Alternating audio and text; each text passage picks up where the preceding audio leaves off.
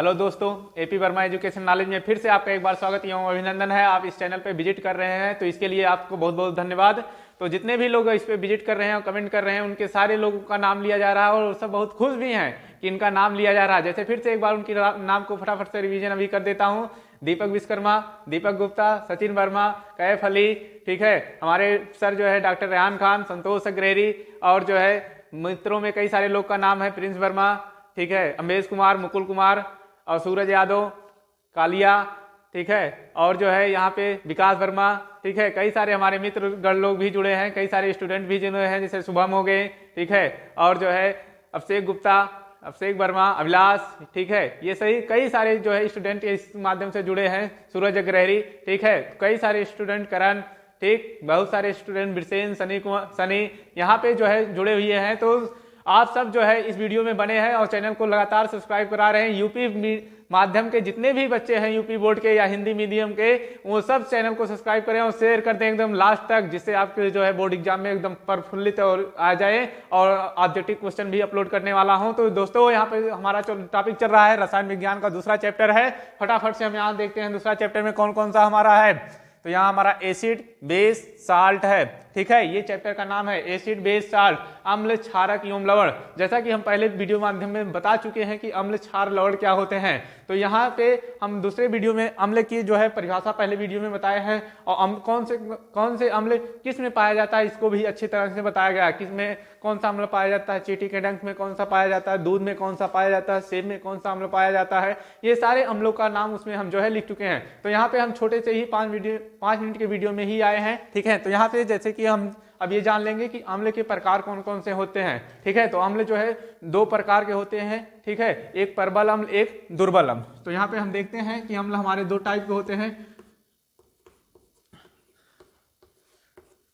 ठीक है। यहाँ अम्ल हमारे 2 टाइप के होते हैं। नंबर पहला जो है प्रबल अम्ल,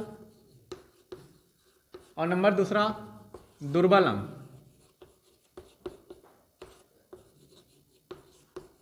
ठीक। प्रबल अम्ल क्या इंग्लिश में बोलते हैं, स्ट्रॉन्ग एसिड, और दुर्बल अम्ल को बोलते हैं वीक एसिड,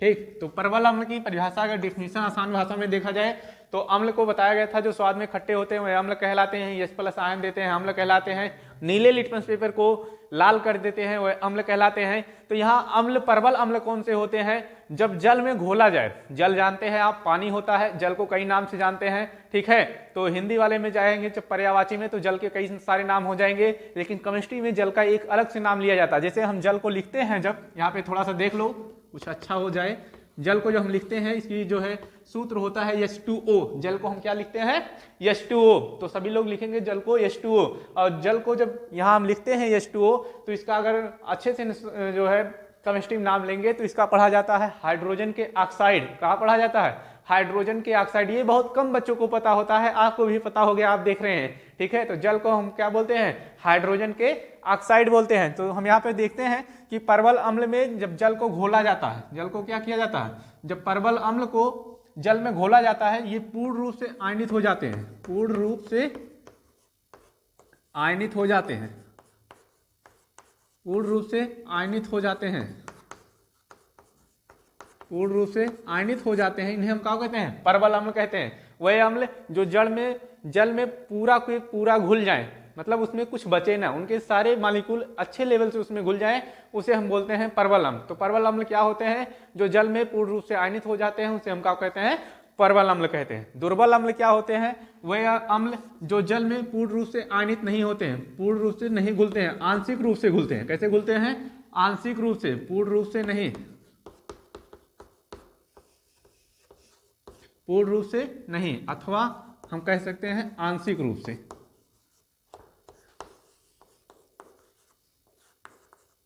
आंशिक रूप से घुलते हैं। जल में कैसे घुलते हैं, आंशिक रूप से घुलते हैं, उसे हम बोलते हैं दुर्बल अम्ल, ठीक है। तो प्रबल अम्ल हमारे जो होते हैं वो जल में पूर्ण रूप से घुल जाते हैं, उसे हम प्रबल अम्ल कहते हैं।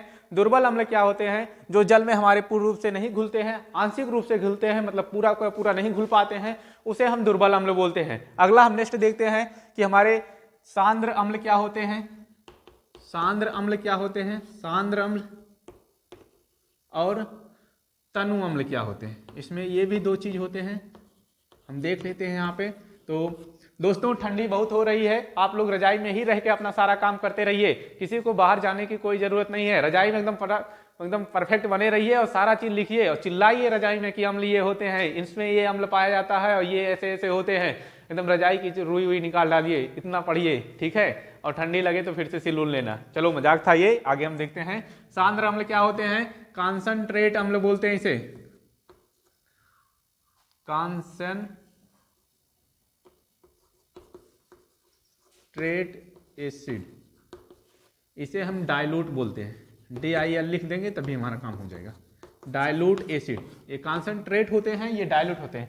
तो सांद्र अम्ल, कॉन्सनट्रेट मतलब होता है जिसमें अम्ल की मात्रा अधिक हो, ऐसा अम्ल जो पेवर हो, ज्यादा से ज्यादा अम्ल हो, ठीक है, उसमें अशुद्धियां कम हो या पानी की मात्रा कम हो, उसे हम जो है कॉन्सनट्रेट अम्ल बोलते हैं या सांद्र अम्ल बोलते हैं। ऐसे अम्ल जो ज्यादा हो, उसमें पानी की मात्रा कम हो, शुद्ध ज्यादा हो, उसे हम जो है कॉन्सनट्रेट अम्ल कहते हैं। और डाइल्यूट अम्ल क्या होते हैं, हमारे जिसमें पानी की मात्रा अधिक हो और अम्ल कम हो, तनु हो, हल्का हो, उसे हम जो है डाइल्यूट अम्ल बोलते हैं। जैसे एग्जांपल में आपको बताया जाए कि आप पानी ले लीजिए, उसमें थोड़ा सा चीनी डाल दीजिए तो हल्का सा मीठा रहेगा, तो उसे हम बोलेंगे डाइल्यूट है। और उसी में जब हम जो है चीनी ढेर सारा मिला दें, चीनी क्या कर दें, ज्यादा मिला दें, वो गाढ़ा हो जाए, खूब का हो जाए, गाढ़ा हो जाए, तो उसे हम जो है क्या बोलेंगे, कॉन्सनट्रेट बोलेंगे। और उसी में हम फिर से ले जाकर और पानी मिला दें तो फिर हल्का हो जाएगा, तो उसे हम क्या बोलेंगे, डाइल्यूट बोलेंगे। तो ऐसे अम्ल भी होते हैं जिसमें अम्ल की मात्रा ज्यादा होती है, पानी बहुत कम होते हैं, तो वो हमारे सांद्र अम्ल कहलाते हैं।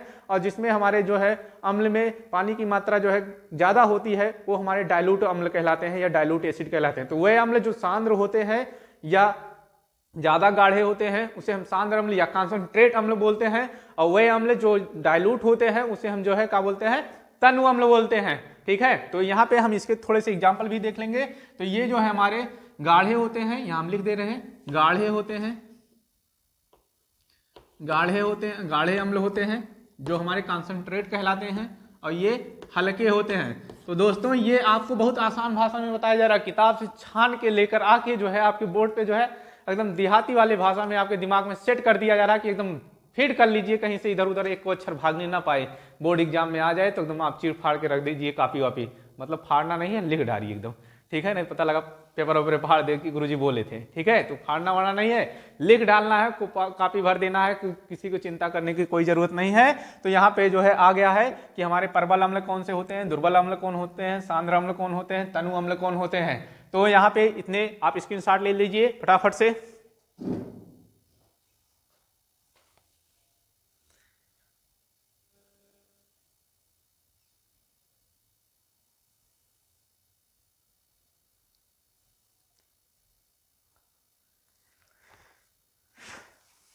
तो दोस्तों आप लोग आई होप स्क्रीनशॉट ले लिए होंगे।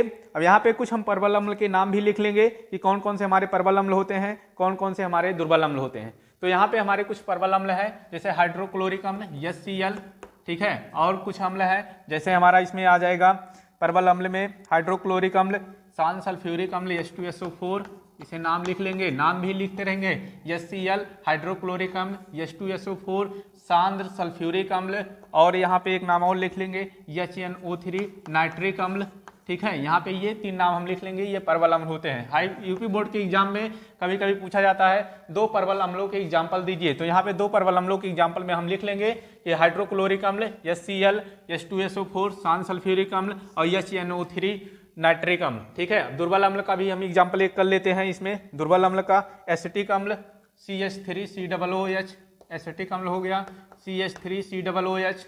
और इसमें हम देख लेंगे फार्मिक अम्ल जो चींटी के डंक में पाया जाता है, फार्मिक अम्ल HCOOH फार्मिक अम्ल। और यहाँ हमारा हाइड्रोजन सल्फाइड H2S सल्फाइड अम्ल, ठीक है। ये हमारे जो है दुर्बल अम्ल के 3 एग्जाम्पल, प्रबल अम्ल के 2 एग्जाम्पल, ठीक है। यहाँ पे ये एग्जाम्पल जो है हमारे क्या हो गए, संपन्न हो गए। तो दोस्तों यहाँ पे ये पूछा जाता है आपसे कि प्रबल अम्ल के 2 एग्जाम्पल दीजिए या दुर्बल अम्ल के 2 एग्जाम्पल दीजिए। तो यहाँ पे एग्जाम्पल भी हो गए, इसके परिभाषा भी हो गया, और सांद्र अम्ल क्या होते हैं और तनु अम्ल क्या होते हैं ये भी आप जान गए। तो सांद्र अम्ल को और अच्छे से अगर लिखना है आप लिखेंगे कि वे अम्ल जो जलीय विलयन में H+ आयन पूर्ण रूप से आयनित हो जाते हैं या पूर्ण रूप से घुल जाते हैं, सांद्र अम्ल कहलाते हैं। और वे अम्ल जो जलीय विलयन में H+ आयन पूर्ण रूप से आयनित नहीं होते हैं वो दुर्बल अम्ल कहलाते हैं। ये आपका जो है किताबी वाला लैंग्वेज हो गया। और आपने देहात वाले लैंग्वेज में आपने जाना कि जो ज्यादा गाढ़े होते हैं वो जो है सांद्र अम्ल होते हैं, जो हल्के होते हैं वो क्या कहलाते हैं, तनु अम्ल होते हैं। अब आपको रासायनिक अपक्रिया भी इसकी पढ़ाई जाएंगे, इसके रासायनिक गुण कौन कौन से हैं, और फिर क्षार के पढ़ाए जाएंगे, फिर जो है लवण के पढ़ाए जाएंगे। तो वीडियो में बने रहने के लिए धन्यवाद, और अगला वीडियो आपको बहुत जल्दी ही प्रोवाइड किया जाएगा। आप ऐसे ही बने रहिए, कमेंट करते रहिए, हर एक वीडियो में आप सबके नाम जो है लिए जाएंगे। जो भी कमेंट करते रहेंगे प्रिय स्टूडेंट या विद्यार्थी या हमारे जो है सर लोग, ठीक है, तो हम उन्हें बड़े हर्ष और उल्लास के साथ उनका नाम लेने में कोई संकोच नहीं रहेगा, हम उनका नाम जो है वीडियो में लेते रहेंगे। धन्यवाद।